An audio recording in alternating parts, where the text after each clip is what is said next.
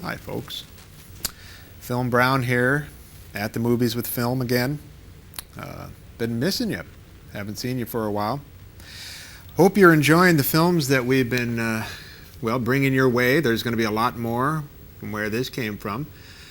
Get on that email. I've been happy to hear from the people that I have heard from, and I've been looking forward to, all of you maybe giving me a call on the old email. Well, today we've got a film that I find to be a fascinating one. It's one, actually, when I'm working in my office, I just pop this one into the old machine and have it playing in the background because it just kind of soothes me, puts me in a good mood when The Giant Claw is on. Giant Claw was produced in 1957, shot in under 2 weeks. When you watch it, you can believe and see why that is the case. It was produced by Jungle Sam Katzman. Jungle Sam, called Jungle Sam because he started out in B films, making a lot of Tarzan and monkey films and things like that. Fred Sears is the director of this film. Best known for Earth versus the Flying Saucers. Love that movie. I remember seeing that, of course, I harken back to my childhood days quite frequently, but I remember seeing it as a little kid. It had a great effect upon me, seeing the flying saucers crashing into various monuments in Washington, D.C. He also did a film called The Night the World Exploded. With a title like that, you can't go wrong. I haven't seen The World Exploded, Night the World Exploded recently, but I remember it being quite a fun film. The film was written by Paul Ganglin and Sam Newman. Both were journeyman writers. Sam Newman, best known for writing the Wild Wild West and Perry Mason series. He also wrote a film that I really would recommend if you can find it. It's a film called The Invisible Invaders, which is kind of a pre-Night of the Living Dead film that deals with reanimated corpses kind of wandering around and bothering a bunch of scientists. I happen to like films like that.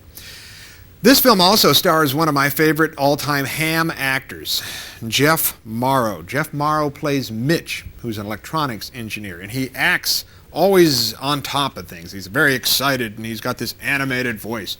You might remember him best in a film called This Island Earth, where he played Exeter, the guy with the big forehead, who gathers together a bunch of expert scientists to help save his planet. He also appeared in Kronos and the last of the Creature from the Black Lagoon films, The Creature Walks Among Us, which I find to be one of the more fascinating takes on the Creature tale. That's the one where the creature has his gills burned off and he has to sort of use those leftover lungs that they find that he has. Jeff Morrow.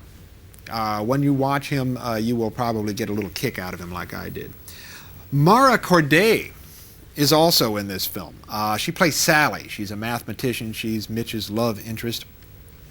You might have remembered her from films like Tarantula, the Jack Arnold film, or Black Scorpion. She played in a few of those science fiction films of the same time. Likewise, 1958, believe it or not, she was Miss October for Playboy.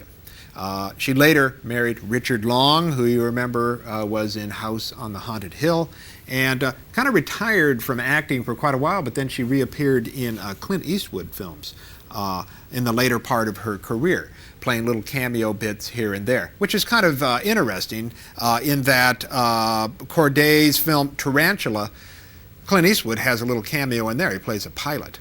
So it's sort of like they're swapping life histories. The most fascinating aspect of this film, of course, is the giant claw itself. The giant bird. It's a big buzzard. It looks like a broken down Woody Woodpecker puppet.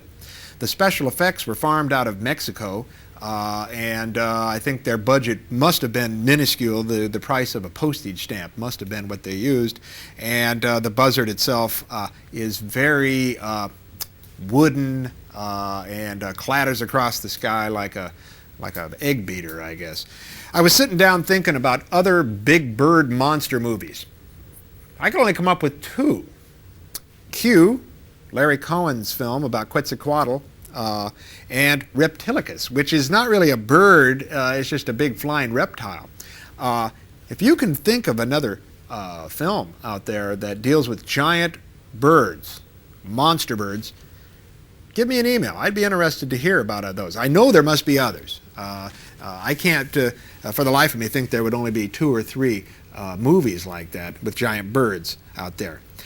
Another little piece of thing that maybe will keep you on your toes while you watch this film, count the number of times that they compare the monster's size to a battleship. They seem to have only one frame of reference in this film. Everything is as big as a battleship. And there's a number of references to it. I think you'll have fun counting those references. Giant Claw, it will keep you fascinated. I highly recommend you maybe putting it on too when you're doing some kind of background work and want to have well, something to just kind of people your imagination while you're working on other things. Giant Claw, fun movie. Let's watch it. Roll it, Smokey.